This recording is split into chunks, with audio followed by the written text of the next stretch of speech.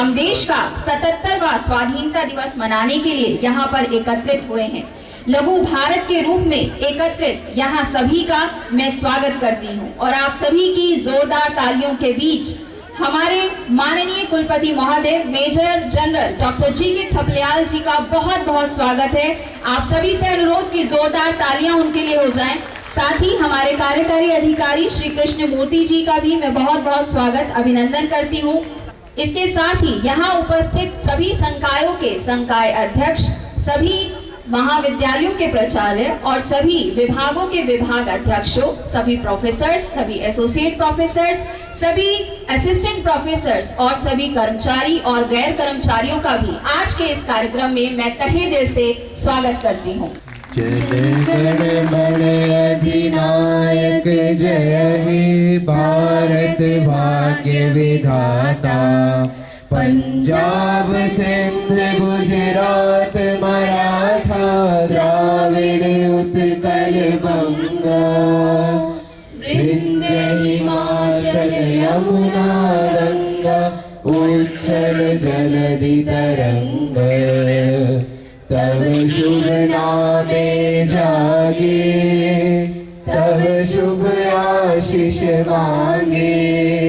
गाहे तव जय गाथा जनगण मंगलदायक जय हे भारत भाग्य विधाता। जय हे जय हे जय हे जय जय जय जय हे। भारत माता की जय, भारत माता की जय, भारत माता की जय। 77वीं वर्षगांठ आज़ादी की 77वीं वर्षगांठ के उपलक्ष्य में आयोजित सुभारती प्रांगण में यह समारोह में उपस्थित सभी गणमान्य व्यक्ति, खासकर doctor Krishnamurthy, executive officer of Subharti university, संकायाध्यक्ष, सभी हेड्स ऑफ द डिपार्टमेंट और फैकल्टी, कर्मचारी, सभी छात्रगण, आप सबको मेरा प्रणाम और मैं आप सबको इस अवसर पर बहुत बहुत शुभकामनाएं देता हूं। मेरी शुभकामनाएं 77वीं वर्षगांठ पे आज़ादी की। आज जब हम इस वर्षगांठ को मनाते हैं तो ये इस वक्त हम एक अमृत काल से गुजर रहे हैं। अमृत काल का मतलब आप लोगों को पता ही है कि अमृत काल वो काल है जो आज़ादी के 75वें साल पूरे होने के बाद आज़ादी के 100 साल पूरे होने तक 25 साल का पीरियड, ये आज़ादी का अमृत काल चल रहा है। इस अमृत काल में आपने देखा कितनी सारी संकल्प और कमिटमेंट हमारी भारतीय सरकार के द्वारा किए जा रहे हैं और अंतिम लक्ष्य 2047 में हमारा है कि भारतवर्ष एक डेवलप नेशन बन जाना चाहिए। डेवलप नेशन बनने के साथ साथ ये वर्ल्ड की फर्स्ट लार्जेस्ट इकोनॉमी बननी चाहिए। उसके साथ साथ ये भारत फिर से दोबारा अपने विश्व गुरु के ओहदे को दोबारा कायम करे। तो इन सब चीज़ों को ध्यान में रखते हुए जितनी भी हमारी हर लेवल पे, चाहे वो पंचायत लेवल पे हो, चाहे वो स्टेट लेवल पे हो, या चाहे वो म्यूनिसिपैलिटी लेवल पे हो, और चाहे देश के लेवल पे हों और अंतर्राष्ट्रीय लेवल पे हैं, जितने भी कार्यक्रम हो रहे हैं वो इसी को मद्देनज़र रखते हुए हम कार्य कर रहे हैं। इसी बीच हम लोग G20 की अध्यक्षता भी इस साल कर रहे हैं वो भी हमारे देश के कैप पर एक बड़ा सा एक फेदर, एडेड फेदर है। तो आप देखिए कि जिस तरह से माहौल बन रहा है और जिस तरह से देश उन्नति कर रहा है, इस उन्नति में सबसे बड़े भागीदार होने वाले हैं हमारे आज के युवा, जो आप लोग हैं। और इस भागीदारी के साथ साथ जब 2047 में भारतवर्ष पहुंचेगा, उस वक़्त आपकी भूमिका क्या होगी और आप किस पोजीशन पे होंगे, देश के निर्माण की किस पोजीशन पे होंगे। कई लोग उनमें से एक गणमान्य डॉक्टर होंगे, कई उनमें बहुत अच्छे अधिवक्ता होंगे, कई हमारे जुडिशियरी में जज होंगे, बैठे होंगे, और कई उनमें से राजनेता भी होंगे। और उनकी शुरुआत, बुनियाद अभी से पड़ रही है। और ये शुरुआत है आपकी 25 साल के बाद जो आप बनने जा रहे हैं और जो आप बनेंगे, उसकी शुरुआत अभी से हो रही है। तो ये जो सुभारती यूनिवर्सिटी जो कार्यक्रम कर रही है, ये सब आपके भविष्य को ध्यान में रखते हुए कर रही है कि आप की जो परवरिश है, जिस तरह से आपको जिस रास्ते मुकाम तक पहुंचना है, उस मुकाम तक पहुंचने के लिए आपका रास्ता सही है या नहीं है, और जो रास्ता हमारे प्राचार्यगण और शिक्षकगण आपको दे रहे हैं, उस रास्ते पे आपको चल रहे हैं कि नहीं चल रहे हैं, ये हमारा काम देखना है कि हो रहा है कि नहीं। तो आप लोग का काम क्या है? आप लोगों को जो कर्तव्य है, आपका कर्तव्य आपका क्या है? आप जिस पर्पज के लिए विश्वविद्यालय में आए हैं, स्टडी के लिए, उस कर्तव्य को पूरा करें। आप अपनी शिक्षा को अपनी चरम सीमा तक ले जाएं, और उस शिक्षा के साथ साथ जो सुभारती विश्वविद्यालय आपको एक ईथॉस या एथिक्स और जो वैल्यू सिस्टम आपको पढ़ाता है, वो वैल्यू सिस्टम आपकी ज़िंदगी में बहुत काम आने वाला है। और वो वैल्यू सिस्टम के लिए अभी सुभारती यूनिवर्सिटी ने एक विषय शुरू किया है जो कि अनिवार्य है सब पाठ्यक्रम में, वो है राष्ट्रबोध। और वो राष्ट्रबोध की परिकल्पना हमारे आदरणीय संस्थापक महोदय ने पिछले साल 15 अगस्त के दिन, इसी दिन उनकी घोषणा की थी कि हमारे विश्वविद्यालय में एक ऐसा विषय पढ़ाया जाना चाहिए जो हर विश्वविद्यालय से अलग हो, और वो सुभारती संस्कृति और सुभारती विचारधारा के तहत हो। तो सुभारती विचारधारा के तहत जो विषय आपको पढ़ाया जाएगा इस सत्र से, वो है राष्ट्रबोध। और उस राष्ट्रबोध की पहली जो लेक्चर है, पहली जो राष्ट्रबोध व्याख्यान माला के अंदर पहला व्याख्यान अभी जो आपने 12 तारीख को सुना, वो डॉक्टर सुधांशु त्रिवेदी, जो अपने आप में राष्ट्रबोध के लिए एक मुख्य और गणमान्य वक्ता भी हैं और एक विद्वान वक्ता हैं। उनके साथ में सुहैबी खान, जो कि अपने आप को एक सनातन मुस्लिम जानती है, एक बड़ा एक प्रोग्रेसिव विचार के साथ उन्होंने अपना वक्तव्य रखा आपके सामने कि देश क्या है, देश के सर्वोपरि कुछ भी नहीं है, देश सर्वोपरि है, बाकी सब नीचे हैं।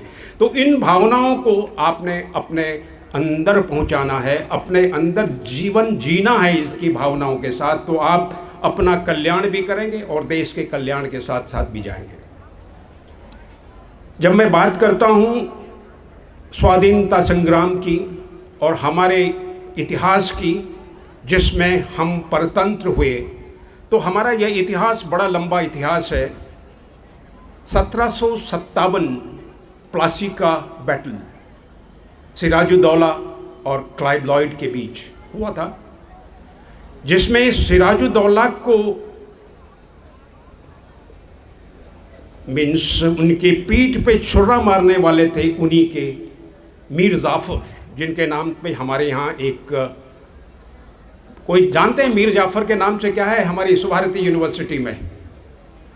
कोई बता सकता बच्चा? कोई मीर जाफर के नाम से स्वामी विवेकानंद सुभारती यूनिवर्सिटी में कौन सी बिल्डिंग है, कौन सी है? उन्होंने गद्दारी की थी। मीर जाफ़र ने गद्दारी करी थी सिराजुद्दौला के साथ में, और उसी के साथ में ईस्ट इंडिया कंपनी को अपना राज्य छोड़ना पड़ा था और ब्रिटिश राज्य का डायरेक्ट हम पे राज्य हुआ था। आप जानते हैं कौन थे? ब्रिटिश इंडिया कंपनी से हार गई थी। मीर जाफ़र बहुत बड़े गद्दार थे। उनके नाम से हमारा बायोमेडिकल वेस्ट, जहाँ कूड़ा कचरा सब जलाया जाता है, उनके नाम पे वो है। तो आप कभी जाएं उस तरफ तो देखें कि मीर जाफ़र के नाम से वो जगह है जहाँ उनको हम याद नहीं करते, उनको ऐसी जगह याद किया जाता है कि जो कूड़ा कचरा है। तो मीर जाफ़र आप जब जाएं, उसके बाद उससे पहले का युद्ध एक और बहुत इम्पॉर्टेंट युद्ध हुआ था, पानीपत का पहला युद्ध, इब्राहिम लोदी और बाबर के बीच में। और इब्राहिम लोदी और बाबर के बीच में भी ये युद्ध, इब्राहिम लोदी दिल्ली सल्तनत का यहाँ पे ख़त्म हो गई थी। दिल्ली सल्तनत का समापन और ख़ात्मा इब्राहिम लोदी की हार के साथ हुआ और बाबर की जीत के साथ हुआ, और मुग़ल साम्राज्य का यहाँ से शुरुआत हुई। वो क्यों हुई? वो भी एक गद्दारी थी। दौलत खान, जो कि इब्राहिम लोदी के चाचा के बेटे और कोई रिलेशन में ही थे, पंजाब के गवर्नर हुआ करते थे, और उनकी इब्राहिम लोदी से आपस में बड़ी थी कि हम दिल्ली का शासन निभाएंगे। और दिल्ली का शासक बनने के इच्छा रखते हुए उन्होंने बाबर को इनवाइट किया कि आप आइए और इब्राहिम लोदी पे अटैक करिए, और उनकी जितनी भी कमियां थी वो बाबर को बताई, और बाबर को बताया कि इब्राहिम लोदी के पास कोई तोप नहीं है, कुछ बारूदी चीज़ें नहीं हैं, तो आप बारूदी और तोप के साथ अटैक कीजिए तो आप जीत जाएंगे। और बाबर जीत गए। और हमारे इतिहास में हमारा मुग़ल वंश शुरू हो गया। उससे पहले और पीछे जाएं तो आप देखें कि हमारा सबसे बड़ा गोल्डन पीरियड 4th सेंचुरी और 6th सेंचुरी आफ्टर ईसा, वो था गोल्डन पीरियड, गुप्त साम्राज्य, जिसमें चंद्रगुप्त प्रथम, समुद्रगुप्त, चंद्रगुप्त सेकंड, ये सब थे। यहाँ पे हमारा गोल्डन पीरियड कहा जाता है, और जब सोने की चिड़िया कहा जाता है भारत को, वो उस वक्त का पीरियड है जब ये पीरियड था। इसी के बाद 1500 में वास्को डी गामा सी रूट को देखते देखते, एशिया के लिए सी रूट का देखते, केप ऑफ गुड से लेकर के उसने अपनी यात्रा शुरू करी और कालीकट में पहुंचा। और जब वो कालीकट में पहुंचा तो उनका वहाँ पे बड़ा अच्छी तरह से स्वागत हुआ, और उनको बताया गया कि हिंदुस्तान कितना धन धान्य है और कितनी चीज़ें यहाँ पे हैं। जब उनको देखा गया कि उन्होंने देखा कि यहाँ पे हिंदुस्तान में बहुत अच्छे तरह के मसाले पैदा होते हैं, और बहुत अच्छे मसाले हैं, और इसकी वजह से बहुत सारी इस्तेमाल जो मसाले होते हैं, इस तरह से बीमारियाँ नहीं होती, और ये और यूरोप में और कहीं नहीं है।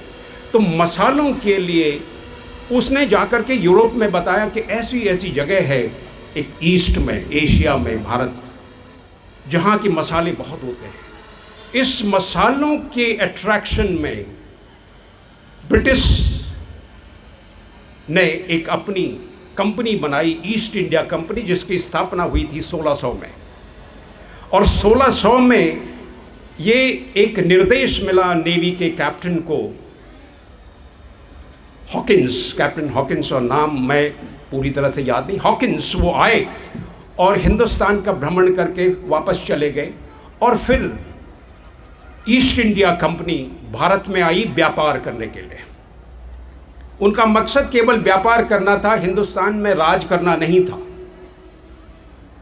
वो आए थे कि हम यहाँ से मसाले ले जाएंगे और वहाँ से जो भी चीज़ें होंगी आपस में व्यापार करेंगे, और व्यापार से हम अपना। लेकिन जब वो यहाँ आए और उसने देखा कि यहाँ एक एक तरह के गद्दार बैठे हुए हैं, उन्होंने उन गद्दारों को इस्तेमाल किया, और गद्दारों को इस्तेमाल करते करते करते वो एक दिन ऐसे कि ब्रिटिश साम्राज्य पूरे हिंदुस्तान पे उसका वो हो गया।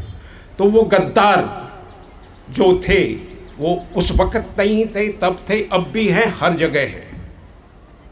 तो हमें यदि हिंदुस्तान की सार्वभौमिकता और अक्षुण्णता को बनाए रखना है तो हमें ऐसे जो सेपरेटिस्ट फोर्सेस है हिंदुस्तान को डिवाइड करती हैं या हिंदुस्तान को बांटने का कोशिश करती हैं, उन सेपरेटिस्ट फोर्सेस से बच के रहना है, उन सेपरेटिस्ट फोर्सेस के चंगुल में नहीं आना है और अपने भारत राष्ट्रबोध की परिकल्पना जो है, भारत की एक परिकल्पना के साथ में आगे अपने देश को आगे बढ़ाना है। तो 15 अगस्त जब हम मनाते हैं तो हम इसके साथ साथ सुभारती की एक अलग से परंपरा है, हम इसको एक बड़े जोश एंड उल्लास से नहीं मनाते, क्योंकि हमारा मानना है कि 15 अगस्त आज़ादी के साथ साथ हमको ये भी याद दिलाता है कि हम एक अखंड देश 2 टुकड़ों में बंट गया था, और वो 2 टुकड़ों में बंटने की वजह क्या थी और क्यों बंटा, उसको नहीं बंटना चाहिए था, और बटा तो उसकी वजह क्या थी, और वो वजह यदि आज भी प्रेजेंट है तो उस वजह को हमें दूर रखना है।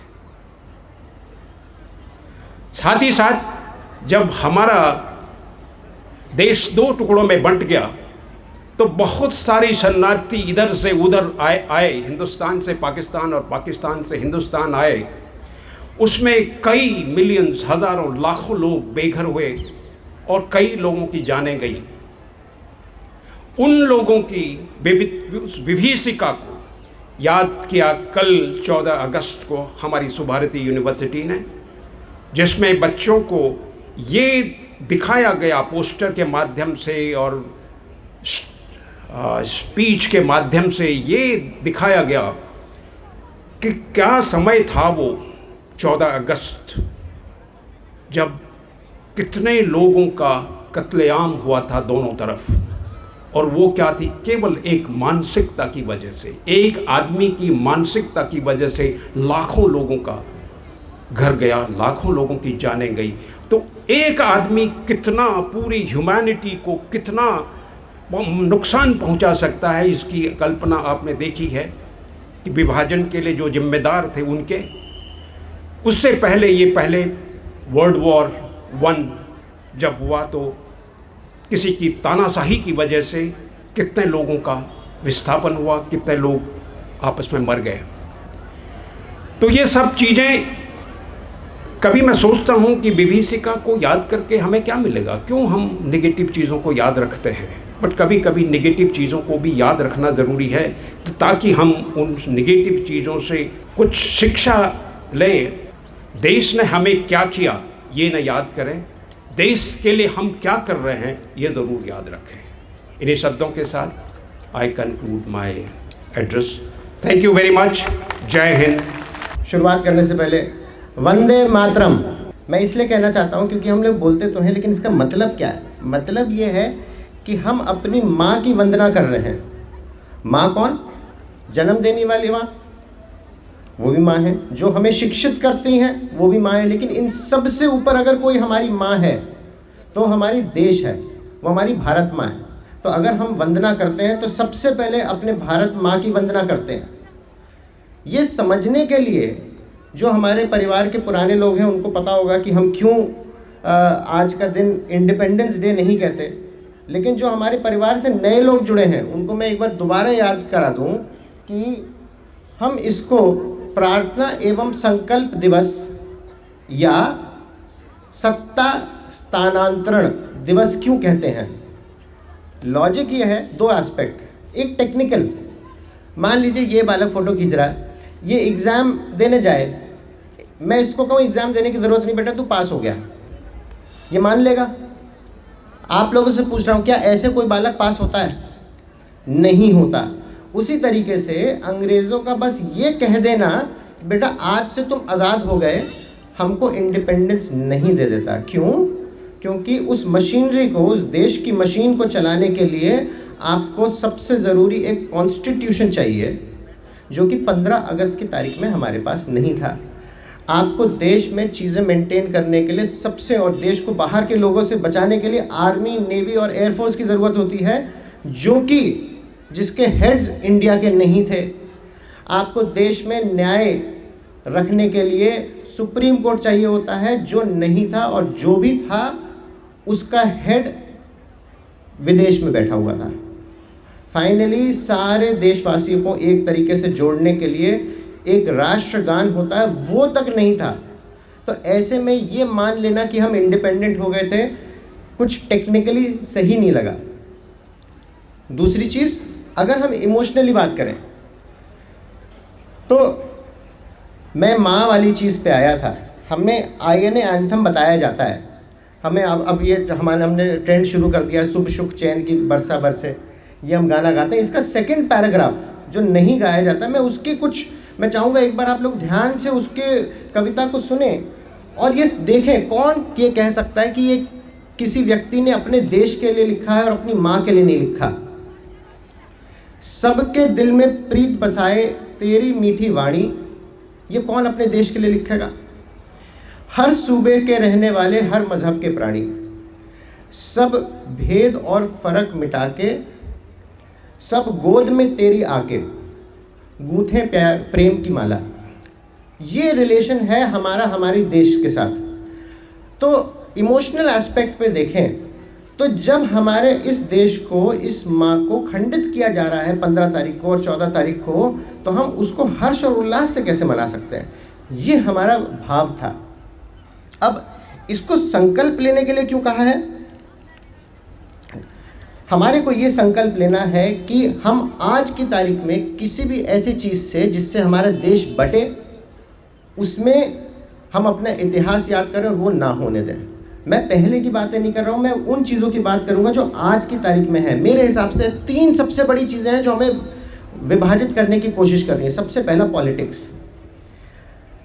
इतना तो धर्म के बीच में लड़ाई है नहीं जितनी व्हाट्सएप और इन पे होती है। केवल वोट पाने के लिए हम लोग को एक दूसरे से लड़ाना। मुझे तो एक हमारे व्हाट्सएप पे इंसिडेंसेस आते हैं कि किसी का फ़ोन फट गया, मुझे तो लगता है वो लोग भी यही वाले व्हाट्सएप खोलते होंगे, इतनी इसमें आग निकलती है कि फ़ोन ही जल जाते हैं। दूसरे नंबर पे न्यूज़ चैनल। देश में कुछ अच्छा ही नहीं होता कभी, पूरे हर समय केवल खराब चीज़ें होती हैं। मतलब इतना हम भी घर जाके सोचें तो हमें लगे अरे पता नहीं कौन घर के खिड़की तोड़ के अंदर आ जाएगा, क्या हो क्या रहा है। न्यूज़ चैनल वालों को कुछ नहीं दिखाना, केवल एक छोटी सी चीज़ जो कहीं पे छोटी हुई होगी उसको इतनी बड़ी तरीके से दिखाना कि और कुछ है ही नहीं। अननेसेसरी नेगेटिव चीज़ों को सामने लेके आना। कहते हैं कि अगर आप किसी बिल्डिंग में चल रहे हैं, उसकी दीवार रंग छोड़ रही है तो आपको रंग लग ही जाएगा। आप कितनी भी कोशिश करें, जब आपके चारों तरफ केवल नेगेटिव खराब चीज़ें दिखाई जा रही हैं तो वो आपके मानसिकता पे आएगा।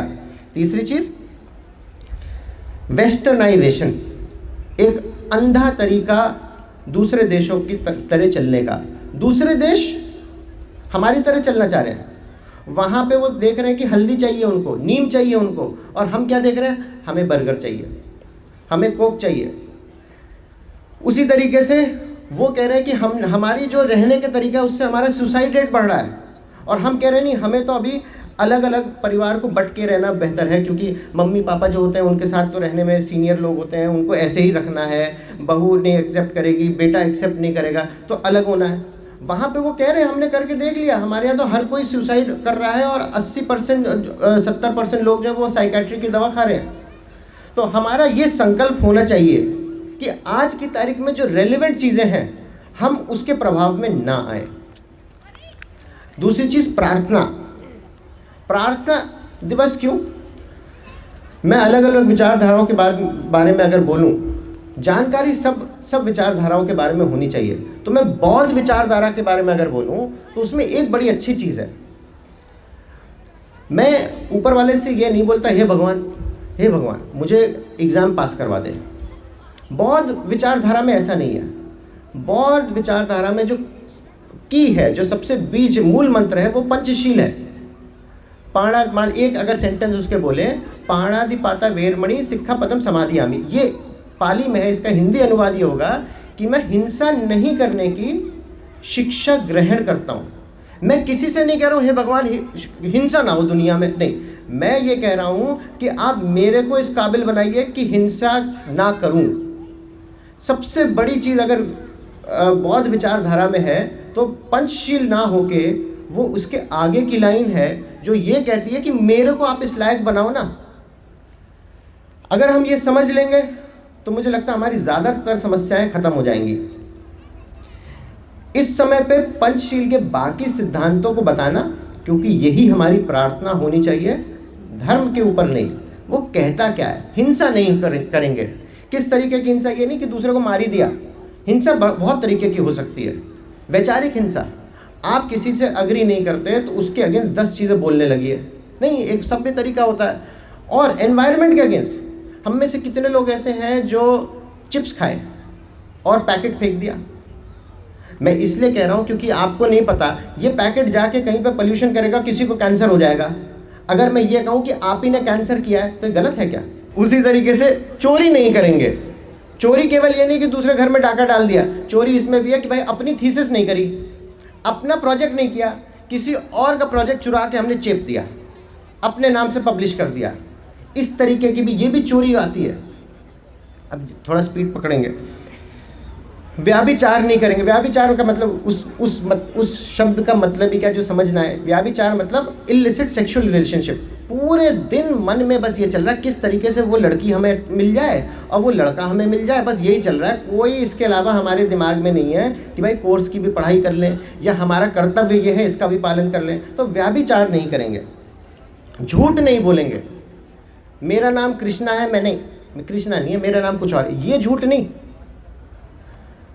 10 प्रकार के झूठ, अटेंडेंस लगाई भाग गए, किसी की ज़मीन हड़प ली, बोलने में कुछ और बोल रहे हैं, अलग अलग तरीके के झूठ जो आप समझ लेंगे। आप सबको पता है हम क्या करते रहते हैं। ऐसा नहीं कि मैं मंच पे बैठा हूँ तो मैं नहीं कर रहा और आप नहीं कर रहे, सभी लोग कर रहे हैं। ना करें। नशा नहीं करेंगे। नशा ये नहीं कि शराब नहीं पिएंगे, ये नहीं करेंगे। नशा मतलब कोई भी ऐसी चीज़ जिसके लिए जो हमारे को सच देखने की शक्ति से अलग कर ले या विवश कर दे कुछ एक चीज़ को करने से। इसमें मेरे हिसाब से आज की तारीख में शराब और ये सब तो आता ही है, लेकिन सबसे बड़ी चीज़ आती है इंटरनेट एडिक्शन, और उसमें भी यंगस्टर्स में पॉर्न एडिक्शन। क्या ये मंच पे आके बोलना नहीं चाहिए? अरे इससे बड़ी समस्या क्या है? यहाँ पे नहीं बोलेंगे तो कहाँ बोलेंगे? तो इससे बचना चाहिए। शराब भी जो पीते हैं क्यों पीते हैं? अरे कोई मान लीजिए ऊपर से उल्का पिंड आ रहा है, मैं देखूँ और अभी ख़त्म हो जाएंगे, फिर मैं नीचे देख लूँ, चलो समस्या टल गई। ऐसा होता है क्या? वापस तो वो समस्या तो वहीं पे है। शराब पीने से कुछ समय के लिए हमारे को चीज़ दिखाई नहीं देती, उससे हमारे को मानसिक तनाव और बढ़ेगा। होना क्या चाहिए? आप सामना करिए ना चीज़ का। गीता की अगर बात करें तो गीता में भी भगवान श्री कृष्ण ने बोला है कि 4 तरीके के योगी होते हैं। उसमें सबसे प्रिय योगी जो उनके लिए है वो कर्म योगी है, जो करके दिखाता है कोई चीज़। भक्ति और बाकी तरीके के योगियों को उन्होंने नहीं बोला है। अपनी इस बात को ख़त्म करते हुए मैं इकबाल साहब का एक फिर से पोएम बोलना चाहूँगा कि हम इस चीज़ की प्रार्थना करें। हूँ मेरे दम से मेरे वतन की जीनत, जीनत मतलब सुंदरता, जिस तरह फूल से होती है चमन की जीनत। मेरे अल्लाह बुराई से बचाना मुझको, नेक जो राह है उस राह पे चलाना मुझको। लब पे आती है दुआ बन के तमन्ना मेरी। इसी के साथ अब आता है संकल्प लेने का समय। मैं सभी से आग्रह करता हूँ कि जो लोग बैठे हैं वो लोग खड़े हो जाएं और जिस भी तरीके से संकल्प लेते हैं अपने देश को साक्षी मान के, अपने बड़ों को साक्षी मान के, अपने भगवान को साक्षी मान के संकल्प लें। जो मैं बोल रहा हूँ मेरे साथ दोहराएं, सुने और फिर दोहराएं। झूठा संकल्प ना लें। खड़े रहिए, कुछ मत बोलिए, लेकिन खड़े रहिए और संकल्प लीजिए तो फिर उसको मानिएगा ज़रूर। आज मैं बोलूँगा, आप लोग को दोहराना है। 15 अगस्त प्रार्थना एवं संकल्प दिवस के अवसर पर मैं उन लाखों भारतीयों और उनके परिवारों जिन्होंने भारत के विभाजन की त्रासदी के कारण जान माल, मान सम्मान की अपूर्णीय क्षति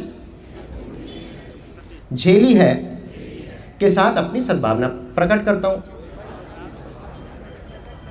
इन परिवारों किसी भी सदस्य का मुझे पता चलता है तो उसकी हर संभव प्रयास से मदद करने की कोशिश करूंगा। आज 15 अगस्त को प्रार्थना एवं संकल्प दिवस के अवसर पर मैं शपथ लेता हूं कि देश की एकता और अखंडता की सुरक्षा के लिए हर संभव कार्य करूंगा।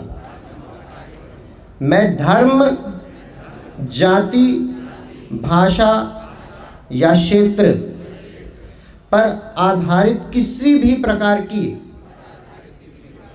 विभाजनकारी नीति का कोई जीवन में स्थान नहीं रखूंगा। आज 15 अगस्त प्रार्थना एवं संकल्प दिवस के अवसर पर उन असंख्य ज्ञात और अज्ञात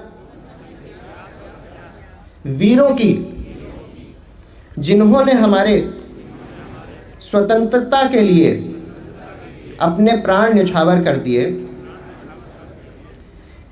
के भारत के स्वप्न को अपने जीवन में उतारूंगा। इतना तो समझ में आ रहा है सबको? सभी भारतवासियों के साथ प्रेम, करुणा, मैत्री एवं सद्भावना के साथ रहूंगा और अखंड भारत की पुनर्स्थापना करूंगा। आखिरी चीज़ जो मैं अपने से डाल रहा हूँ, सोचिएगा, सुनिएगा, तभी वो करिएगा। मैं अपने जीवन का कुछ समय, हफ्ते का 5 मिनट सुभारती में जो रास्ते, मकान, बिल्डिंग्स हैं, उनमें जिन लोगों के नाम लिखे हैं उनका बोर्ड पढ़ने में लगाऊंगा। जय भारत, जय हिंद, जय सुभारती। मैं आप सबसे अनुरोध करूंगा कि कृपया अपने स्थान पर खड़े हो जाएं प्लीज़, और अपना सीधा हाथ आगे करके मेरे साथ प्रतिज्ञा लें। मैं विकसित भारत के निर्माण में अपनी भूमिका निभाने का संकल्प लेता हूं। मैं गुलामी की मानसिकता के किसी भी निशान को मिटाने की प्रतिज्ञा करता हूं। मैं हमारी समृद्ध सांस्कृतिक विरासत के संवर्धन और संरक्षण पर गर्व करने की प्रतिज्ञा करता हूं। मैं देश की एकता और एकजुटता के लिए प्रयास करने की प्रतिज्ञा करता हूं। मैं अपने राष्ट्र के प्रति अपने कर्तव्यों और जिम्मेदारियों को पूरा करने की प्रतिज्ञा करता हूं। मैं अपने देश के बहादुरों के बलिदान का सम्मान करने और देश की रक्षा और प्रगति के लिए खुद को समर्पित करने की प्रतिज्ञा करता हूं। जय हिंद। आप सभी को जय हिंद, और 2 मिनट का और सब्र कीजिए। मैं समझ रहा हूँ कि आप सब पसीने से तरबतर हैं, मैं खुद स्वयं तरबतर हूँ, लेकिन आज इस दिन को मनाने के लिए जिन लोगों ने अपना खून बहाया, हम थोड़ा सा अपना पसीना ही बहा दें। आज इस कार्यक्रम में पधारे सम्मानीय कुलपति महोदय major general doctor G K. Thapliyal ji, इस विश्वविद्यालय के कार्यकारी अधिकारी प्रोफेसर कृष्णामूर्ति सर, विभिन्न कॉलेजेस के जो प्राचार्य हैं, डीन हैं, विभागाध्यक्ष हैं, प्राध्यापक गण हैं, आप सब इस कार्यक्रम में आए। आप सबको मैं आपका बहुत बहुत आभारी हूँ। हमारे प्रो वाइस चांसलर सर पूरे, मुझे लगता है वो खड़े खड़े इस कार्यक्रम को वो देख रहे थे, उनका भी मैं विशेष आभार प्रकट करता हूँ इस मौके पे उपस्थित हुए। आप सब तमाम कॉलेजेस के जो स्टूडेंट यहाँ पे आए हैं, आपको बहुत बहुत शुक्रिया अदा करना चाहते हैं कि आप इस गर्मी में यहाँ आए। विशेषकर मैं एनसीसी के कैडेट्स, एनएसएस के स्वयंसेवक, सुरक्षाकर्मी जो यहाँ पे जिन्होंने गार्ड ऑफ ऑनर दिया, उनका भी मैं शुक्रिया अदा करता हूँ कि वो यहाँ पे आए। इस कार्यक्रम को सफल बनाने के लिए अगर आज के इस दिन के अवसर पर हमें याद करना चाहिए, हालांकि अभी इस कार्यक्रम में मौजूद नहीं हमारे संस्थापक महोदय, जिनकी प्रेरणा से आज ये दिन हम एक संकल्प दिवस के रूप में मनाते हैं, प्रार्थना दिवस के रूप में मनाते हैं।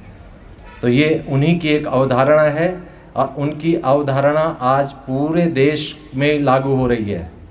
तो ये हमारे लिए बहुत ही गौरव की बात है। मैं उनका भी शुक्रिया अदा करता हूँ। आज हमारी कुलाधिपति महोदया स्तुति नारायण कक्कड़ जी यहाँ पे नहीं आ सकी, लेकिन उनका स्नेह, उनका मार्गदर्शन हमारे को मिलता रहता है। उनका बहुत बहुत धन्यवाद अर्पित करते हैं। मुख्य कार्यकारी अधिकारी प्रोफेसर शल्याराज मैडम भी किसी कारण से आज नहीं आ पाई, उनको हम बहुत बहुत उनका शुक्रिया अदा करते हैं। और इस मौके पे हमें उन तमाम ऐसे लोगों को भी याद करना हमारा फ़र्ज होता है।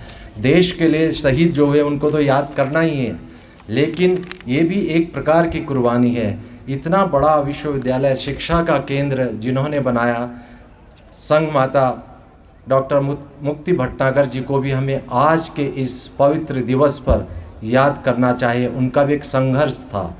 आज़ादी तो हमें मिल गई, लेकिन आज़ादी के बाद जो लोग इस देश को बनाने में लगे, उनको भी याद करने का मौका है। तो ऐसे ही महामूर्ति थी हमारे इस विश्वविद्यालय की संस्थापिका, इस विश्वविद्यालय के रजिस्ट्रार महोदय सैयद जफ़र हुसैन साहब।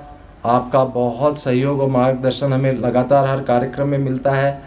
हर्षवर्धन कौशिक जी, राजकुमार सागर जी, इंद्रपाल जी, आनंद जी, लॉ कॉलेज के सुपरवाइज़र साहब, विद्युत कर्मी और फाइन आर्ट्स के स्टूडेंट जो यहाँ पे हमेशा रहते हैं कार्यक्रम के लिए, और विशेषकर उन नन्हे मुन्नों का, ईश्वर चंद विद्यासागर के जो विद्यार्थी यहाँ पे आए, छात्र छात्राएँ यहाँ पे आई, उनका भी हम धन्यवाद अर्पित हैं।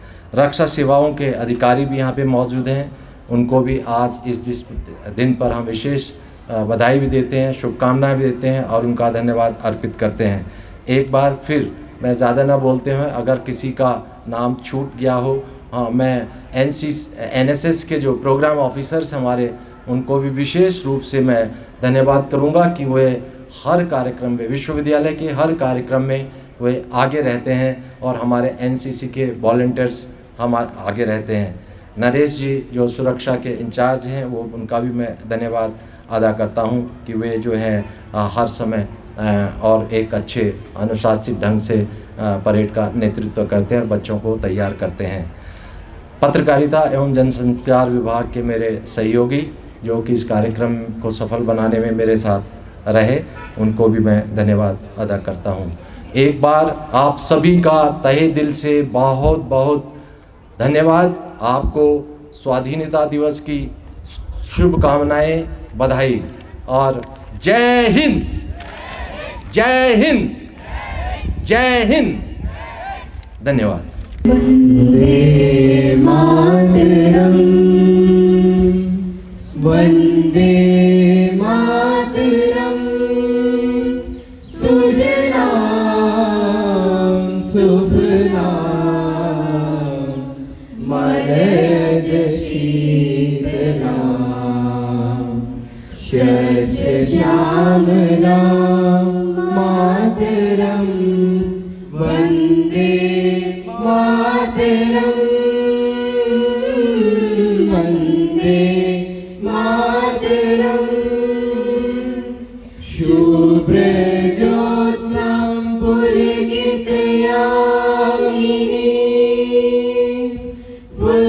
फुल्लकुसुमिता द्रुमदलशोभिनीं सुहासिनीं सुमधुरभाषिणीं सुखदां वरदां मातरं, वन्दे मातरम्।